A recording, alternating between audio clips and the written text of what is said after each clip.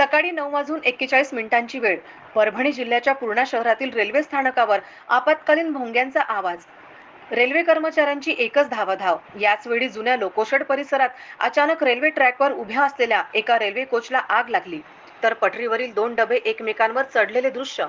कोचमध्ये प्रवासी अडकल्याने प्रचंड गोंधळाची परिस्थिती।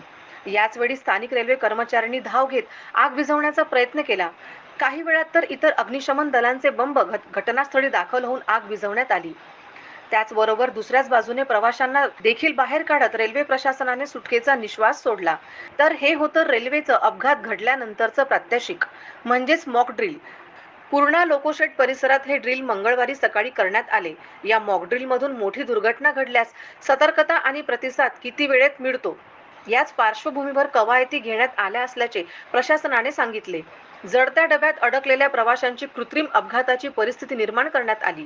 रेल्वेचा एक डबा पेटवून दिला गेला आणि 2 डबे रुळावरून घसरवत एकमेकांवर चढवण्यात आले। कोचमध्ये प्रवासी अडकले असताना ही परिस्थिती निर्माण करण्यात आली।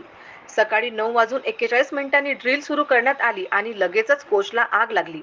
नांदेड विभागाच्या नियंत्रण कक्षातील क्षेत्रीय कर्मचाऱ्यांकडून संदेश देण्यात आला।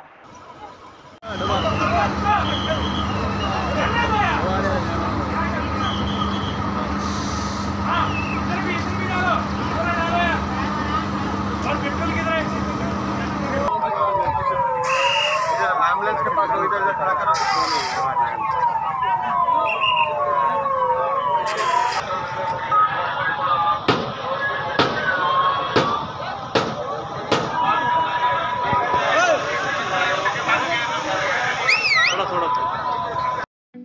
ठळक घडामोडींसाठी देशोन्नती न्यूज चॅनलला सबस्क्राइब करा आणि बेल आयकॉन प्रेस करा।